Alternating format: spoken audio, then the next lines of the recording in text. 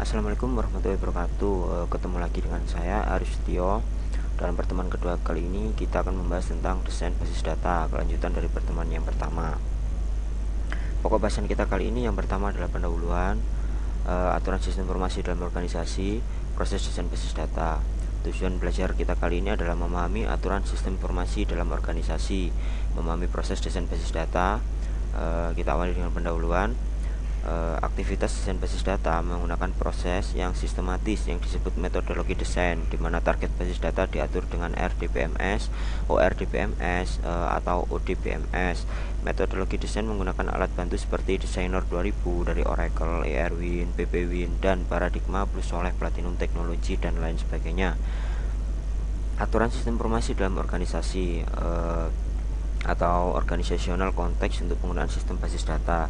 Sistem basis data menjadi bagian dari sistem informasi dari beberapa organisasi.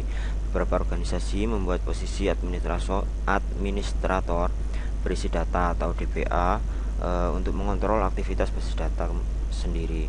Kemudian Information Resource Management atau IRM juga diperkenalkan oleh organisasi yang besar sebagai kunci kesuksesan manajemen bisnis. Terdapat beberapa alasan, yaitu data dianggap sebagai resource yang bekerja sama dan manajemen dan kontrol dilakukan terpusat untuk pekerjaan yang lebih efisien dalam organisasi. Fungsi dalam organisasi dikomputerisasi sebagai kebutuhan ketersediaan data yang besar atau up to date. Seiring pertumbuhan data dan aplikasi relasi yang lebih kompleks dari data perlu dimodelkan atau diatur.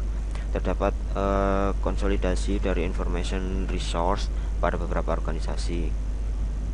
Siklus sistem informasi. Siklus sistem informasi disebut siklus makro, di mana siklus sistem basis data dirujuk ke siklus mikro. Siklus makro meliputi beberapa tahap, yaitu feasibility analysis. Tahap ini berhubungan dengan analisa area aplikasi potensial, mengidentifikasi sisi ekonomi dari information gathering and dissemination, membentuk studi keuntungan awal, menentukan kompleksitas data dan proses, mengatur prioritas aplikasi. Requirement collection and analysis, yaitu kebutuhan detail dikumpulkan dengan interaksi dengan pemakai potensial dan kelompok pemakai untuk mengidentifikasi permasalahan dan kebutuhan khusus. Ketergantungan aplikasi, komunikasi, dan prosedur pelaporan diidentifikasi. Yang ketiga adalah desain, yaitu tahap ini mempunyai dua aspek, yaitu mendesain sistem basis data dan mendesain sistem aplikasi atau program yang menggunakan dan memproses basis data tersebut. Yang keempat, implementasi, yaitu sistem informasi diimplementasi, berisi data dibentuk, dan transaksi basis data diimplementasikan dan diuji coba. Yang kelima, validation dan acceptance testing, yaitu tingkat akses dari sistem dalam memenuhi kebutuhan pemakai dan kriteria performance divalidasi. Sistem diuji coba dengan kriteria performance dan spesifikasi kelakuan. Yang keenam adalah deployment, yaitu operation dan maintenance, yaitu pada tahap ini dilakukan konversi pemakai dari sistem lama ke sistem yang baru melalui training. Tahap operasional mulai jika semua fungsi sistem dioperasikan dan divalidasi. Jika kebutuhan baru atau aplikasi bertambah, maka harus melalui semua tahap sebelumnya sampai semua divalidasi dan berhubungan dengan sistem. Monitoring performance sistem. Dapat pemeliharaan sistem merupakan aktivitas yang penting selama tahap operasi. Siklus sistem informasi basis data. Aktivitas yang berhubungan dengan siklus sistem aplikasi basis data meliputi tahap berikut. Yang pertama, sistem definition, yaitu scope dari sistem basis data pemakai dan aplikasi didefinisikan. Antarmuka untuk pemakai, batasan response time, dan kebutuhan penyimpan dan pemrosesan diidentifikasi. Yang kedua, database design, yaitu pada akhir dari tahap ini desain logika dan fisik dari sistem basis data dari DBMS sudah siap. Yang ketiga, database implementation, yaitu tahap ini meliputi proses menentukan definisi basis data konseptual, eksternal dan internal, membuat file basis data kosong, dan implementasi aplikasi perangkat lunak. Yang keempat, loading or data conversion, yaitu basis data dipopulasikan dengan menyimpan data langsung atau mengubah file yang sudah ada ke format sistem basis data. Yang kelima, application conversion, yaitu aplikasi perangkat lunak dari sistem pendahulu dikonversi ke sistem yang baru. Yang keenam, testing and validation, yaitu sistem baru diuji coba dan divalidasi. Yang ketujuh, operation, yaitu sistem basis data dan aplikasi dioperasikan.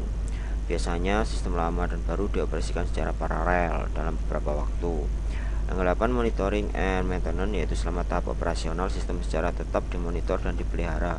Perubahan dan pengembangan dapat terjadi baik pada isi data maupun aplikasi perangkat lunak. Modifikasi dan reorganisasi diperlukan dari waktu ke waktu. Proses desain basis data. Tujuannya adalah desain basis data bertujuan untuk memenuhi kebutuhan isi informasi dari pemakai dan aplikasi tertentu, menyediakan struktur informasi alami dan mudah dipahami, mendukung kebutuhan pemrosesan dan performance objektif seperti response time, processing time, dan struct space basis data. Tujuan desain basis data adalah dapat 6 tahap utama pada proses desain basis data, yaitu koleksi dan analisa kebutuhan, desain basis data konseptual, pemilihan DBMS, pemetaan model data atau disebut dengan basis data logika, desain basis data fisik. Yang ke-6 implementasi dan tuning sistem basis data. Yang pertama dulu, koleksi dan analisa kebutuhan. Yang dimaksud adalah aktivitas yang merupakan bagian dari tahap ini adalah area aplikasi majors dan kelompok pemakai yang akan menggunakan basis data atau pekerjaan apa yang akan diakibatkan atau diidentifikasi. Yang kedua, dokumen yang sudah ada yang berhubungan dengan aplikasi dipelajari atau dianalisa. Lingkungan operasi saat ini dan rencana penggunaan informasi dipelajari. Yang terakhir, penulisan respon untuk menentukan pertanyaan terkadang dikelompokkan dari pemakai basis data potensial atau kelompok pemakai. Tahap yang kedua itu desain basis data konseptual. Tujuan desain skema konseptual adalah skema lengkap tentang struktur basis data, semantik, interrelationship, dan constraint. Hal ini tergantung dari DBMS yang digunakan. Pada tahap desain basis data perlu menggunakan model data konseptual level tinggi dengan karakteristik. Yang pertama, ekspresif, yaitu model data cukup ekspresif untuk membedakan perbedaan tipe data, relationship, dan constraint. Yang kedua, simplicity and understandability, model cukup sederhana untuk pemakai yang tidak mengerti dan menggunakan konsep tersebut. Yang ketiga, minimality, yaitu model mempunyai sejumlah kecil konsep dasar yang berbeda dan tentunya tidak overlapping. Diagrammatic representation, yaitu model dalam bentuk notasi diagram untuk menampilkan skema konseptual yang mudah diinterpretasikan. Formality atau skema konseptual ditampilkan dalam model data harus mempresentasikan spesifikasi formal data sehingga konsep model harus ditentukan secara akurat dan tidak berganda. Pendekatan ke desain skema konseptual, yaitu terdapat dua pendekatan untuk merancang skema konseptual yang diturunkan dari kebutuhan yang dikoleksi. Yang pertama, pendekatan pertama adalah pendekatan desain skema terpusat atau disebut dengan one shot, di mana kebutuhan dari aplikasi yang berbeda dan kelompok pemakai pada tahap 1 digabungkan ke dalam satu himpunan kebutuhan sebelum desain skema dimulai. Yang kedua adalah pendekatan view integration, di mana kebutuhan tidak digabungkan. Selama tahap view integration, skema bagian digabungkan ke dalam skema konseptual global untuk keseluruhan basis data. Ini adalah strategi top down, yang adalah membagikan tipe entity baru. Yang B, dekomposisi tipe entity ke dalam dua tipe entity dan relasi. Kalau yang ini contoh strategi button up, yang A menemukan dan menambah relasi baru, dan yang B menemukan kategori baru atau tipe union dan menggabungkannya. Skema integrasi atau disebut dengan view. Skema integrasi juga dibagi ke dalam beberapa bagian. Yang pertama, identifikasi korespondensi dan konflik di antara skema. Karena skema dirancang individual, perlu menentukan konstruksi khusus dalam skema yang mempresentasikan konsep dunia nyata yang sama. Yang kedua, modifikasi view untuk kesesuaian dengan lainnya. Satu skema dimodifikasi sehingga sesuai dengan skema lainnya. Yang ketiga, menggabungkan view. Skema global dibuat dengan menggabungkan skema individu. Yang keempat, restrukturisasi, yaitu sebagai langkah akhir skema global dianalisa dan direstrukturisasi untuk memindahkan redundansi dan kompleksitas yang tidak perlu. Tahap kedua, desain transaksi, yaitu tujuannya di mana proses dilakukan paralel. Di tahap yang pertama, untuk mendesain karakteristik transaksi basis data yang diketahui aplikasi dengan cara DBMS independen. Bagian terpenting dari perencanaan basis data adalah menentukan karakteristik fungsi transaksi tersebut sebelum dalam proses perancangan. Hal ini menjamin skema basis data akan memasukkan semua informasi yang dibutuhkan oleh transaksi tersebut. Ini view yang pertama dan view yang kedua. Ini proses desain basis data. Terus ini modifikasi view untuk konfirmasi sebelum integrasi, dan ini skema terintegrasi setelah menggabungkan view yang pertama tadi dan view yang kedua.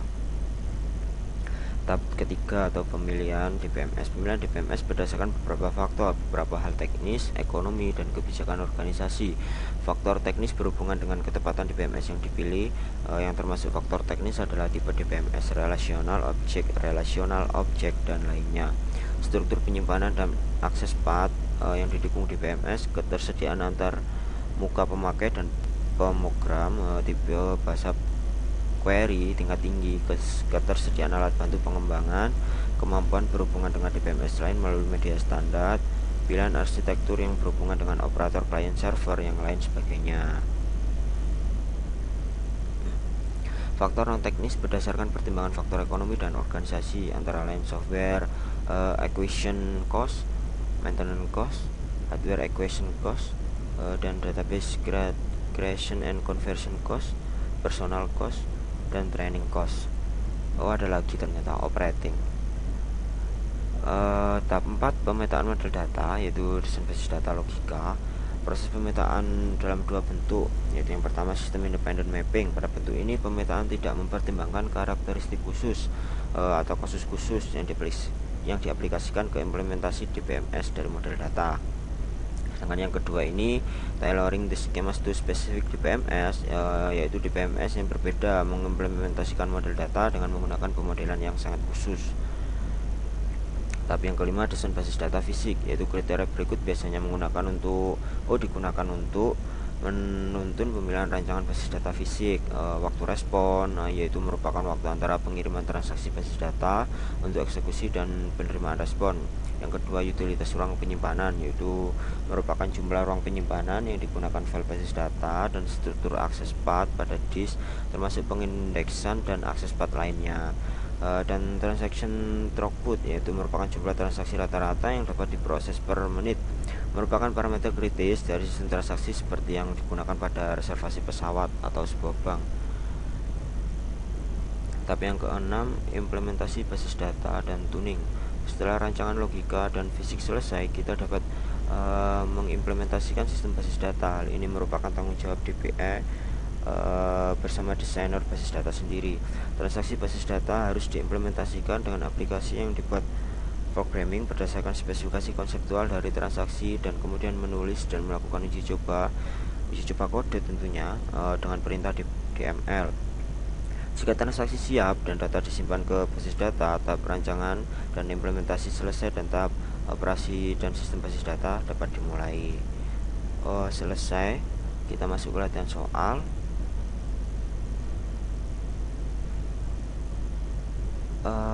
Latihan soal nomor satunya kok nggak ada ya, langsung nomor yang kedua. Manakah dari 6 tahap tersebut sebagai aktivitas utama dalam proses perancangan basis data, dan sebutkan alasannya.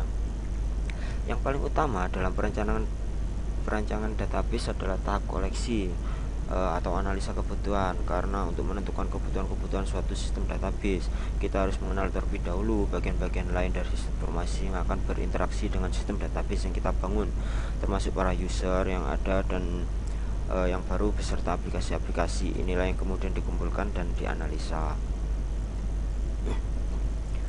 Ini soal yang pertama, yaitu sebutkan 6 tahap perancangan basis data, koleksi dan analisa kebutuhan, desain basis data konseptual, pemilihan DPMS, pemetaan model data, disebut juga dengan basis data logika, desain basis data fisik, dan implementasi dan tuning sistem basis data. Yang ketiga, mengapa perancangan skema dan aplikasi dilakukan secara paralel? Jawabannya adalah agar menghasilkan skema basis data konseptual dan menghasilkan spesifikasi level tinggi untuk aplikasi tersebut. Soal yang keempat, mengapa digunakan model data implementation independent selama perancangan skema konseptual?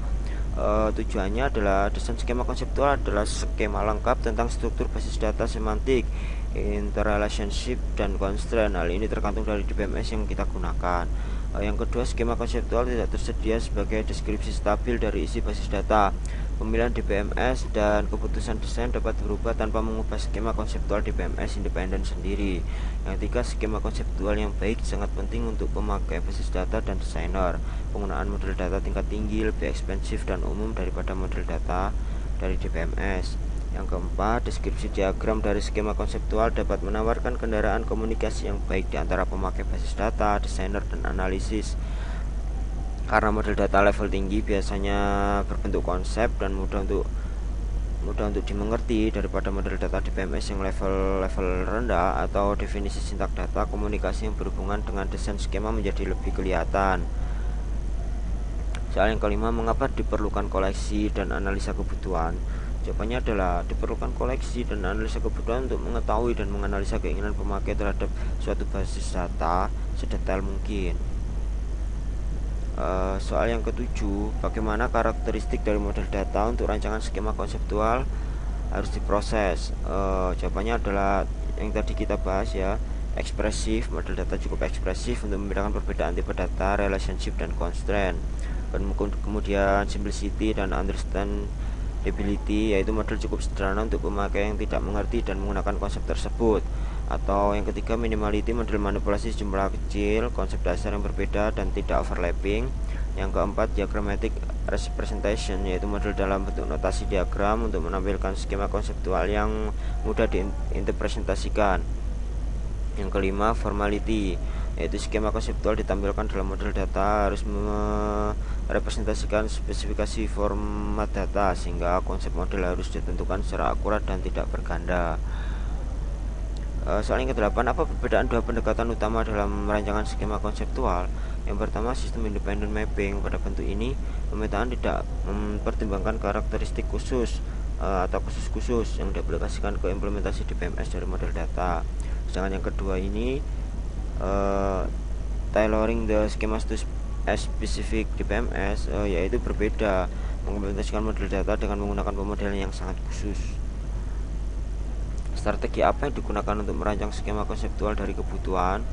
Yaitu top-down strategi, dimulai dengan skema yang berisi abstrak level tinggi dan kemudian mengaplikasikan ketentuan top-down.